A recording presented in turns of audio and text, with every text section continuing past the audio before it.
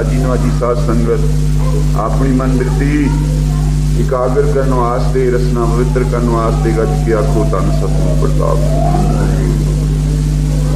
गुरमुखो सतगुरां दी बख्शिश है जो कलयुग के समय इस तरह के प्रोग्राम सच्चे पातशाह सातों कलयुगी जीवां तो हुक्मन आरंभ कराउंदे हन। जिस तरह कि कोई माता अपने बच्चे नूं किसी बीमारी तो बचाउण दे वास्ते थोड़ी दुआ देंदी है, ढा के भी दे देंदी है, जबरदस्ती उसदे दवाई का टीका लगवा देंदी है उसका रोग कट्टण दे वास्ते। इसी तरह ही सच्चे पातशाह सतगुरु अपने सिखां दे जिहड़े कलयुगी संप्रदा दे जिहड़े गुण हन उन्हां नूं दूर करने वास्ते सच्चे पातशाह इस तरह के प्रयोग आरंभदे हैं। सतगुरां दी बख्शिश है, साध संगत ने नाम सिमरन कीता, सतगुरां दे वचन सुने हैं। सतगुरु राम सिंह पातशाह जी की कथा हुणे तुसीं सच्चे पातशाह सतगुरु राम सिंह सतगुरु प्रताप सिंह जी की रचना तो सुनते सो मैं भी यह अर्ज करता हाँ कि गरीबनवाज जिस वेले आनंदपुर साहब का होला करके आए ते उस होले दे विच कोई ऐसी गल ना देखी गौरमेंट ने, क्योंकि बड़े बड़े अफसर उस मेले की निगरानी कर रहे सन। जिस तरह हुणे तुसीं पातशाह तो सुनिया जिथे मेला सतगुरु राम सिंह जी करते सन उथे प्रबंध करते सन जाके गोरे, पर मनो वो सरदा दे नाल नहीं सी प्रबंध करने जाते, वो रिपोर्ट लिखण वास्ते जां दूसरिया चीज़ां देखण दे वास्ते कि साडे खिलाफ की प्रोग्राम बनाउंदे हन, इस चीज़ नूं नोट करने वास्ते जाते। जद इस चीज़ दे तो उन्होंने कुछ तसल्ली हुई कि ये कोई ऐसी शरारत करने वाला टोला नहीं, शांतमई रह के भजन सिमरन करते हैं, बोल कबोल सह जाते हैं, क्योंकि सतगुरु राम सिंह का हुक्म सी। सन 1863 सच्चे पातशाह जी ने आनंद की मर्यादा कायम की सी। उस वेले बहुत बाबीला होया उस गल तो, और खालसे ने मड़ियां गोरां ढा दित्तियां ते इस करके भी जिहड़े लोग पूजते सन उन्होंने हिंदू भी सिख भी ते मुसलमान भी जिहड़े इन्हां कबरां नूं ते मड़ियां नूं पूजते सन वो सारे खिलाफ होने ही सन, क्योंकि उदों तो सिखां दा बोला सी ढैंदी दीनी है मजार ढैनी दीनी है। वो ये मालवे की बोली भी ढैंदी दिसदी है मजार कोई रहन नहीं दिता। बड़ी गोर देवल मसीतां करैन तुसीं एक काल हर हर जपायन सतगुरु जी ने वो मड़ियां गोरां ढाउण दा एक तां बहाना बन गया लोकां नूं। कुछ ये विआह की रस्म आनंद की सतगुरां कायम की ते काफ़ी पाबंदी सतगुरां ते नज़रबंदी दी लगी रही ते 4 साल की नज़रबंदी तो बाद सन 1867 दे विच सच्चे पातशाह दे उत्ते कुछ पाबंदी जिहड़ी सी वो ढिली की गई और कुछ दीवान और समागम होने लगे दोबारा, पर पिंडां दे पिंड नामधारी सिंह सजदे जाते हैं। इतिहासकार ने लिखा कि 1.25 साल दे थोड़े जे अरसे दे विच सिर्फ अंबाले के जिले दे विच ही 15 पिंड नामधारी सज गए, जिहदे विच 4000 नामधारी सिंह सजिया।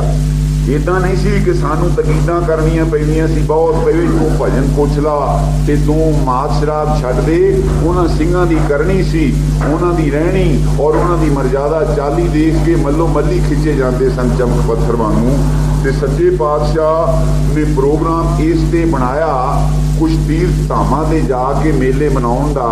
जिस तरह गुरु नानक देव जी पहली उदासी दे विच सच्चे पातशाह देसा रटन करते हुए आम किसी वड्डे तीर्थ ते नहीं गए ते थोड़ा दौरा करके ते उपदेश देंदे रहे।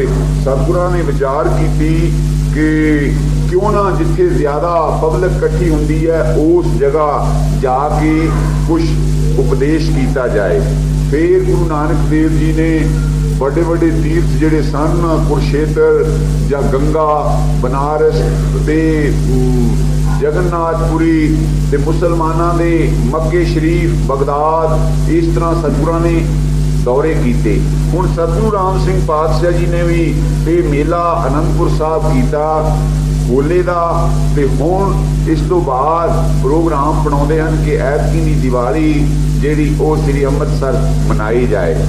अंग्रेज़ नूं पता लगा दशहरे का मेला श्री भैणी साहब होया ते जासूस अपने भेजे कि पता लियाओ कि किस तरह का प्रोग्राम बनाउंदे हन। उन्होंने सारा जायजा लिया कि करीबन 15,000 के करीब नामधारी सिंह दिवाली दे मेले ते पहुंचणगे। दीपमाला गुरु छेवें पातशाह जी के वेले तो सिख जगत के विच बहुत प्रधानता नाल मनाई जाती है अमृतसर जी साहब। क्यों कि गुरु छेवें पातशाह ग्वालियर के किले चों रहा होके अमृतसर जी आए सन दिवाली वाले दिन। इस ते मौजूदा सतगुरां तक सतगुरु प्रताप सिंह जी, सतगुरु जगजीत सिंह जी दिवाली नूं किते भी भावें होण वो दिवाली का मेला श्री अमृतसर मनाया जाता। प्रोग्राम बनिया ते चिट्ठियां लिख के पा दित्तियां देसां ते संतरां नूं कि सब संगत हम हमा के आवे। जिस तरह सतगुरां दे बचनां तो तुसां सुनिया होणे कि गरीब नवाज ने तैयारी की और अंग्रेज़ ने पहले ही पूछा कि कित्थे तुहाडे वास्ते जगह साफ की जाए और कित्थे तुसीं दीवान लाओगे। ते सतगुरां संगत के अंदाजे दे नाल बार बार चाटी विंड के दरवाजे के बार बार जिथे घड़ियालियां का तलाह है वो मैं दर्शन मेले किए। बड़ी खुली जगह है, तलाह है, साधुआं के डेरे हैं, उत्थे सच्चे पातशाह वास्ते जगह बनी और दिवाली का मेला बड़ी धूमधाम के नाल उत्थे मनाया गया। ते जिस वेले सच्चे पातशाह नमस्कार करने दे वास्ते तैयारी की कि दरबार साहब के दर्शन किए जान ते जिहड़ा अकाल तख्त श्री गुरु हरगोबिंद पातशाह जी ने रचिया है उहदे दर्शन किए जान ते प्रोग्राम बनाया। जिस वेले सच्चे पातशाह तैयारी करके भेटा लैके संगत के नाल शब्द पढ़ते उत्थे आनंदपुर साहब वांगू नहीं होया कि पहले ही वावीला उन्होंने किया होवे। पहले वो चुप कर रहे और देखते रहे भी देखिए कुके किस तरह आउंदे हन। ते सच्चे पातशाह जी दे नाल काफ़ी भीड़, जिस तरह हुणे ही सतगुरां ने फरमाया सी कि 30,000 कुका सिंह थे उस संग ही। 30,000 के करीब सिंह नामधारी श्री अमृतसर साहब पहुंचे ते कुछ मुखी सज्जना नूं लैके सतगुरु जी दरबार साहब के दर्शन करने के वास्ते गए। जिस वेले सच्चे पातशाह दर्शनी डेरी के पास जाके पहुंचे ते दरबार साहब भेटा की, वो भेटा मंजूर कर ली मगर अरदास नहीं करते। कहते हैं कि तुसीं तनखाही हो, पहले तनख्वाह बख्शावो।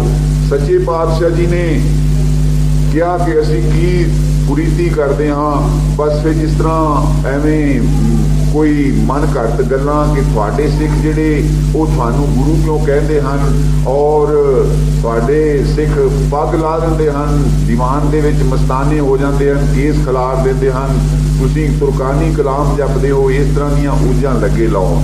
सतगुरु जी शांत चित होके सुनते रहे। हुण कई बार मैं भी विचार करता हुन्ना कि सतगुरु राम सिंह नालों वड्डा तो नहीं कोई हो सकता।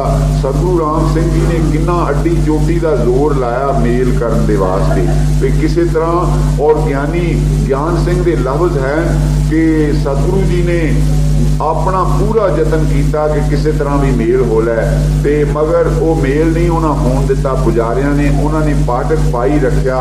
कई तो हुण कहते हैं कि 1.25 लाख रुपया तनख्वाह देवो नकद। कोई कहता है कि थोड़े सिख जिहड़े वो थानू गुरु ना कहन। सतगुरु जी कहते भाई मैं तो चौकीदार की माफक हाँ। हुण पिछलियां गुरुआं ने अपनी जबानी तक किसी गुरु ने नहीं कहाया कि मैनू गुरु कहो।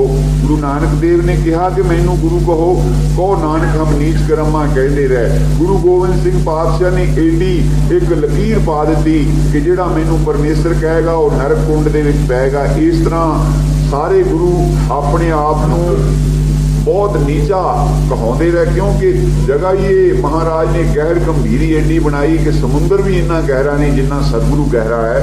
तो जिस वेले नहीं चीज़ मनते सच्चे पातशाह अरदास ਆਪੇ करके प्रसाद बरता के उत्थों वापस आए। तो इधर अकाल तख्त वालियां ने उन्होंने भी यह बर्ताव किया। तो फिर एक विचों मन चला पुजारी वो कहता कि तुसी तां असीं अरदास तुहाडी करदे हां, तुसी काली दस्तार सजाओ। तो उन्होंने लिया के वो दस्तार सतगुरां दे भेंट की। सतगुरु जी ने मेल करन दे वास्ते अपनी दस्तार के उपर दी वो दस्तार सजा ली। पर फिर भी उन्होंने कहा भी ये भी गल असीं कहा जी बड़ी वड्डी गल इन्होंने मननी नहीं, मगर इन्होंने तो एक अख का खोर नहीं लाया। तो फिर तू मैं कोई कहे जी ये फलाना सरोवर पक्का करा दें, फलानी गल ऐ कर दे। सतगुरु जी ने वो दस्तार वो ला के ना उन्होंने सामने पाड़ के लीर करके तो उत्थे वो फूक दी और कहन लगे कि साडा सिख इस तो अगाह ना लंघेगा। उत्थे अरदास करके प्रसाद बरता के सच्चे पातशाह अपने डेरे नूं आ गए। मेरा मतलब इन्हां ने अकाल तख्त वालियां ने सारियां तख्तां नूं ये चिट्ठियां लिख दित्तियां कि ये नामधारी जिहड़े हन ये सिख नहीं हन, इन्हां नूं किसी भी गुरुद्वारे ते ना चढ़न दिता जाए। तो ये सारियां तख्तां नूं चिट्ठियां लिख दित्तियां। क्यों कि अंग्रेज़ का उस वेले दबदबा सी, अंग्रेज़ की मेहरबानी ना रह रास तो बाद। और दरबार साहब दे विच इतिहास पुराने खोल के देखो, उत्थे पढ़िया जाता हुंदा सी कि जुग जुग राज सवाया टोपी वाले दा, कि गुरु तेग बहादुर जी पातशाह जिस वेले कहंदे कि उत्थे किले दे विच कैद सन ना दिल्ली, ते सच्चे पातशाह देखते सन। ते ਉਹ औरंगजेब ने कहा तुसी मेरे हरमा नूं देखदे हो। ते सतगुर कहन लगे नहीं भाई असीं ते अपने सिख नूं देखने, टोपी वाले सिख नूं देखने, समुद्रों पारों आएगा और वो तुहाडीआं जड़ां वड्डेगा। तो ये कई इस तरह दीआं कहानियां साखियां जिहां घड़ के आम पब्लिक दे विच प्रचलित कर दित्तियां। अंग्रेज़ दा उस वेले समझो दबदबा सी, जिस तरह अंग्रेज़ कहंदा सी उसे तरह ही ये काम लोग करते सन। सच्चे पातशाह सतगुरु राम सिंह जी उत्थों अरदास करके प्रसाद वरता के अपने डेरे आ गए।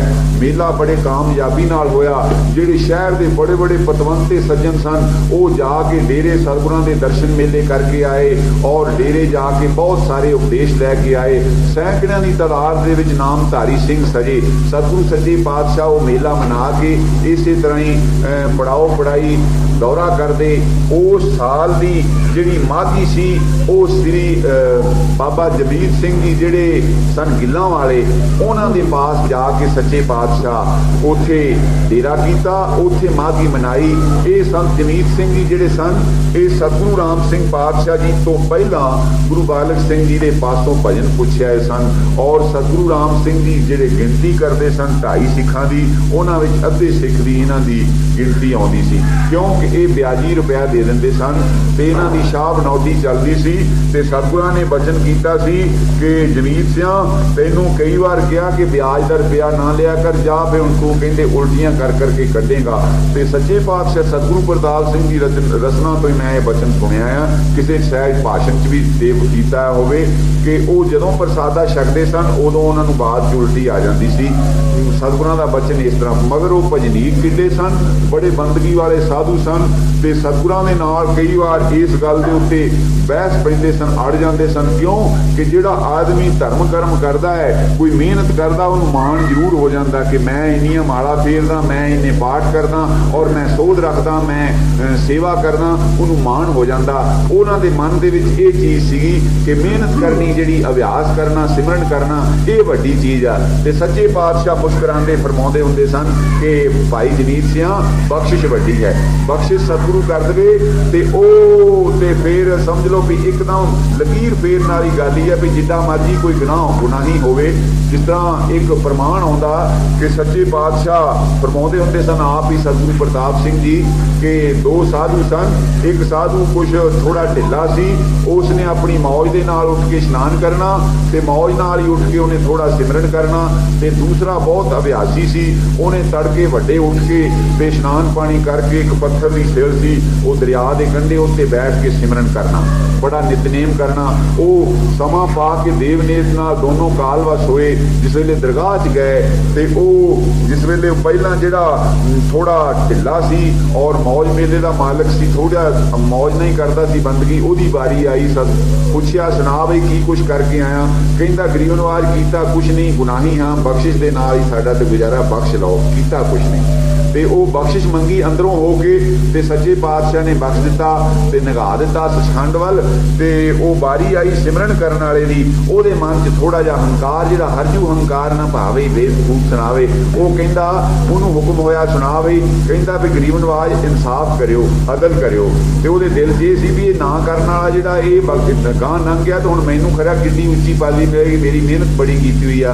ते सच्चे पातशाह दी रजा ओ कहंदे चंगा फे अदल तां भी पहला जिन्ना चिर उस सिल के उत्ते बैठ के बंदगी की, पहला उस सिल नूं चक के उन्ना चिर बैठ ते फिर बाकी अदल दा फिर देखांगे। सो वो अकाल पुरख की दरगाह दे विच बख्शिश वड्डी है। ते ये संत जमीर सिंह जी ये अड़ पैंदे सन, इस तरह बंदगी करके अकाल पुरख नाल एक मिक वैसे हुंदे सी। दरगाह दे विच एक दिन पहुंचे, उत्थों जाके पता लगा कि बख्शिश जिहड़ी आ वो ते बहुत वड्डी, जिहड़े नखिद तो नखिद पापी है वो भी बख्शिश दे राबे दे विच निकल जांदे। जिस तरह सच्चे पातशाह सतगुरु प्रताप सिंह जी कदे कदे बख्शिश करते और मेले च बख्शिश कर देंदे, कह देंदे कि जिहड़े घरी बैठे आ नामधारी वो भी बख्शे।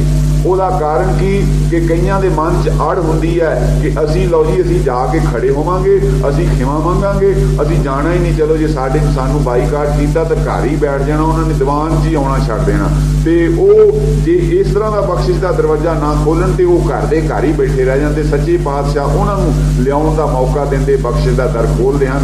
तो बाबा जमीर सिंह के पास सच्चे पातशाह सतगुरु राम सिंह जी चले गए हैं और मैं शब्द लिया सी कि वो सतगुरु जिहड़ा है ऐसा इन्ने गुणों का मालिक, एडा शक्तियां का मालिक, ओदे चरनां की मौज जिहड़ी है ओदे वास्ते मैं शब्द लिया सी कि राज ना चाहूं मुक्त ना चाहूं मनप्रीत चरण कमलारे।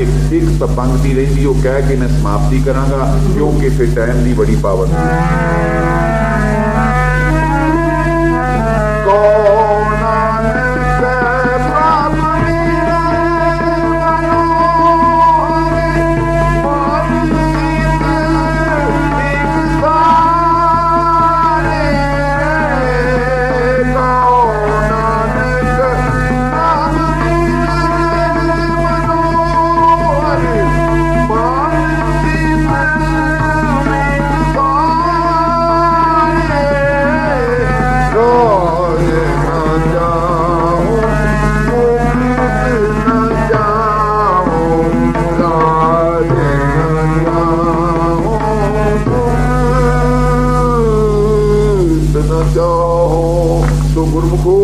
सतगुरु के चरणों के नाल प्रीत लाउण दे वास्ते आपां इत्थे इकट्ठे हुंदे हां। उन्हां दे चरणों का ध्यान करके सिमरन करिया करो, फिर सतगुरु जी बख्शिश करनगे। सत श्री अकाल।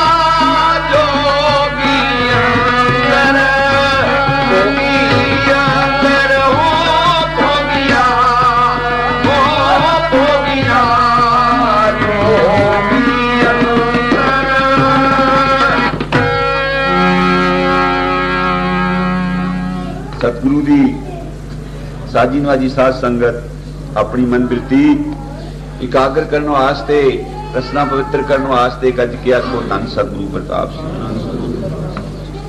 गुरमुखो सतगुरु राम सिंह का जस जिस तरह के तू दरियाओ मेरा दाना बीना मैं मछली कैसे अंत रहा उस दे जस नूं कौन जान सकदा। जोगी अंदर जोगिया तू भोगी अंदर भोगिया तेरा अंत ना पाया सुरग मच पयाल जियो। उस सच्चे पातशाह सतगुरु राम सिंह का जस कल मैं जिस तरह अर्ज करदा सी सतगुरु जी जिस वेले लाहौर दरबार दे विच फौज दे विच रहे सन उदों दे कई सज्जन जिहड़े सन वो सतगुरां दे मेली सन और जिस वेले गरीब नवाज जी ने ये लहर चलाई सुतंत्रता दी विचे विच पता सारियां नूं लग गया सी कि अंग्रेज दे नाल जिहड़ी ना मिलवरतन दी लहर सतगुरु राम सिंह ने चलाई है इस दी तह दे विच जरूर देश की आजादी दे वास्ते प्रोग्राम है। उदों अजे काफी तो ज्यादा लोग जिंदा सन जिहड़े कि सिख राज दे विच जिन्हां ने वो मौजां माणियां सन और अपने राज का सुख देखिया सी। हरी सिंह नलुआ उसका पुत्र मोती सिंह ये भी फौज दे विच सी ते जदों अंग्रेज ने कब्जा कर लिया पंजाब ते उस वेले इस तरह के जिहड़े कुछ ते जोशीले सिंह शहीदियां पा गए सन शाम सिंह अटारी वर्गे ते होर ते जिहड़े सिरलख कई योधे वो इसे तरह सरहद पार करके दूसरे देशों के चले गए जाके काफी उच्चियां अहुदियां ते वो नियुक्त हो गए। राय बहादुर सरदार बूटा सिंह जिसने कि पहला छापेखाना गुरमुखी अखरां दा लाहौर दे विच लाया वो सतगुरु राम सिंह पातशाह दा अनंद सेवक सी और पक्का नामधारी सी। उस दे घर जाके हरेक सिख दा डेरा लगदा सी और गौरमेंट की अख दे विच वो रड़कदा सी। वो सरदार बूटा सिंह जी महाराणी जिंदा दे खास सेवकां दे विचों सीगे और उन्होंने अंग्रेज के खिलाफ काफी जद्दोजहद की सी। वो अंग्रेज दे काबू आ गए सन उन्हां ते मुकदमा चला के उन्होंने 7 साल की कैद की सजा मिली सी। उन्होंने 7 साल की कैद इलाहाबाद दी जेल दे विच कटी। वो कैद पूरी दी पूरी कट के फिर वो वापस लाहौर आए और उन्हां सतगुरु राम सिंह पातशाह की शरण ग्रहण की थी। पक्के नामधारी सन ते घरों चंगे सरदे पुजदे खांदे पींदे सन ते उन्हां प्रोग्राम बनाया सतगुरां दे हुक्म अनुसार कि एक छापेखाना लाया जावे जिहदे विच गुरमत दे इतिहास जां गुरबाणी दे पुस्तक छापे जान। इतिहास पढ़न तो पता लगता कि पहली भीड़ जी सारिया तो छपी छापेखाने जो सतगुरु राम सिंह पातशाह के हुक्म नाल सरदार बूटा सिंह के छापेखाने छपी। सतगुरु राम सिंह जी नूं पता सी कि गरीब नामधारी गरीब सिख ग्रंथ साहब की लिखाई जां इहदा खर्च नहीं दे सकते जे लिखत दे ग्रंथ साहबां नूं घर घर बाणी पढ़न वास्ते प्रकाश किया जाए। ते सतगुरां ने प्रोग्राम बना के उतों ये छापेखाना लवाया जिस दे विच जन्म साखी भाई बाले की छपी और प्रेम स्मारक ग्रंथ छपे कई भविखत बाणियां दे ग्रंथ छपे जिहड़े कि गौरमेंट ने वो जब्त कीते।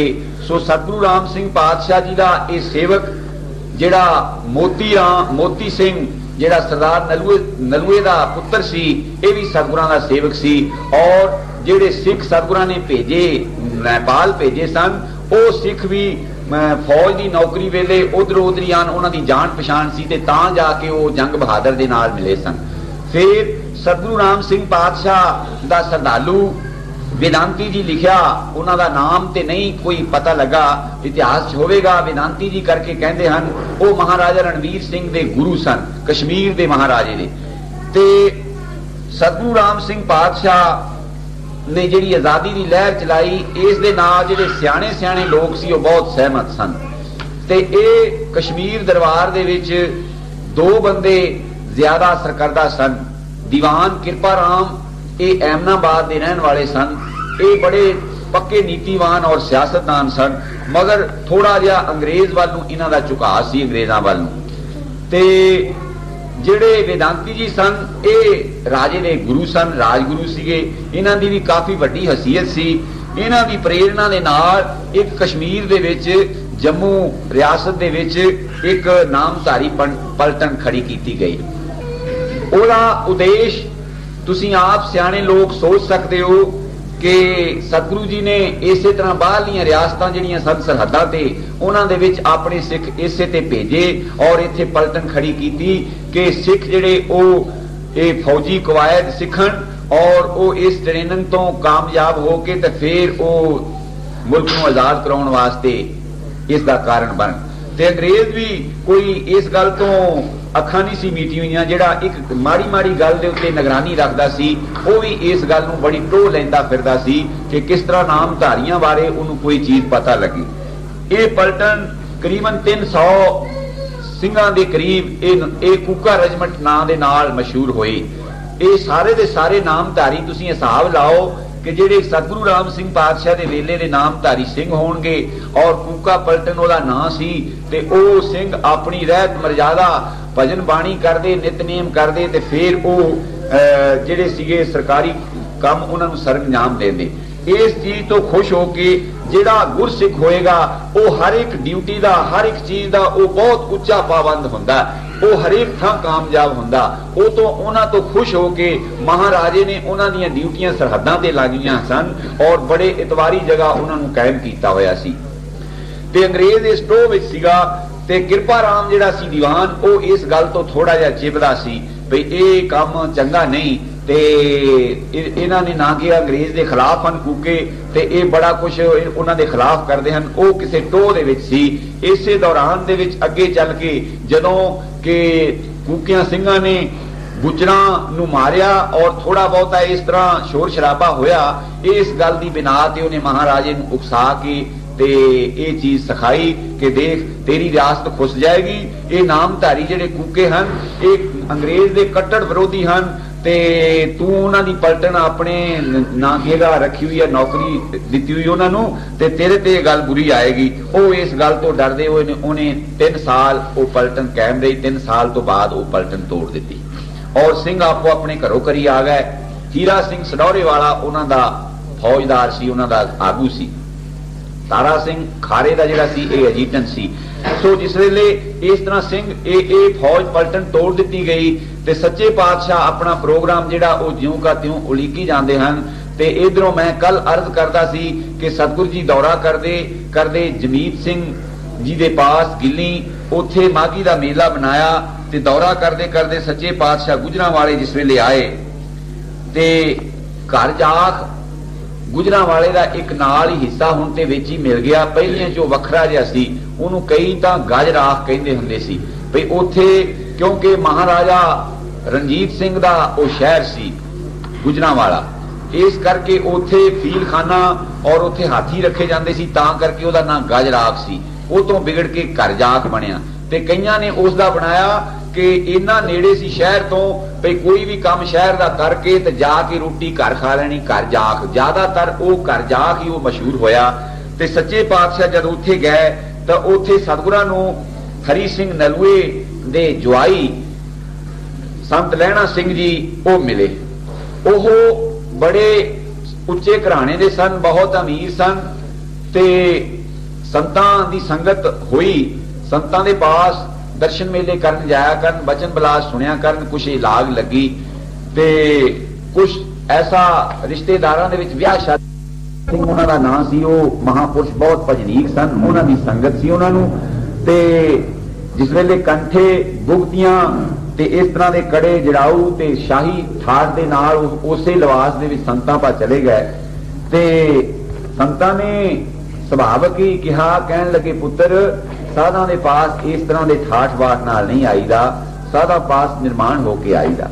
वो उन्हां दी रमज सी, वो ऐसी गल मन च घर कर गई कि आके शाही लिवास उतार दिता ते भजन करन लग पए, सिमरन करदे हन ते गरीबां गुरबियां नूं जिथे किसी नूं कोई लोड़वंद नूं दुखी हुंदा ओहदी सहायता करन दे वास्ते पहुंच के ओहदी मदद करदे हन।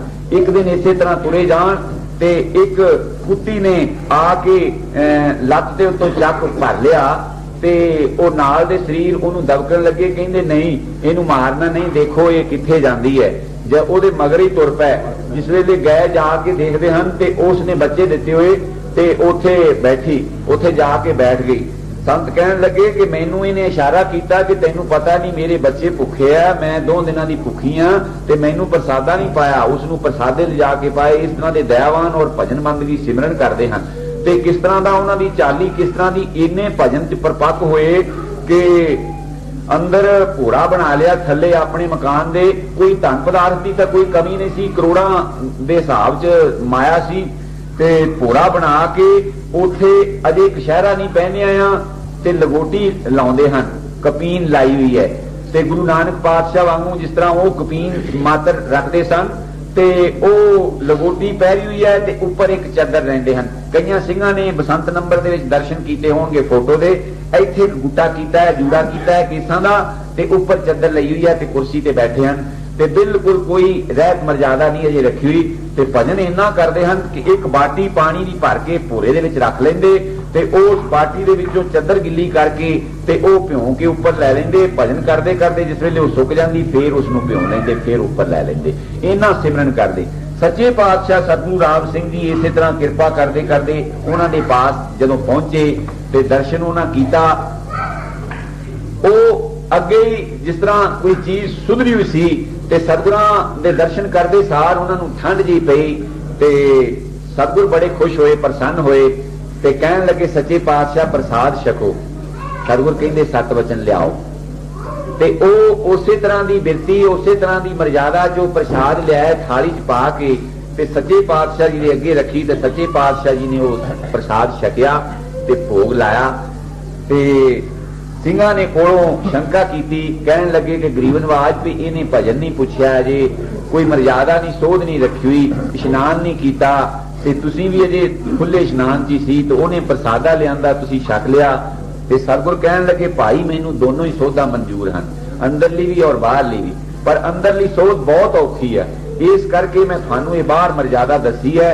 ते ओ इन्ने महापुरुष पहुंचे हुए सन ते सच्चे पातशाह जी ने अर्ज की कि गरीब नवाज कृपा करो मैनू नाम की दात बख्शो। सतगुर जी कहन लगे तुसीं ते अगे ही परिपूर्ण हो, पर सतगुरां नूं जिस वेले अर्ज की सतगुरां ने नाम सुना दिता ते बस सोने ते सुहागे का काम होया ते सच्चे पातशाह उन्हां दे पास टिके रहे।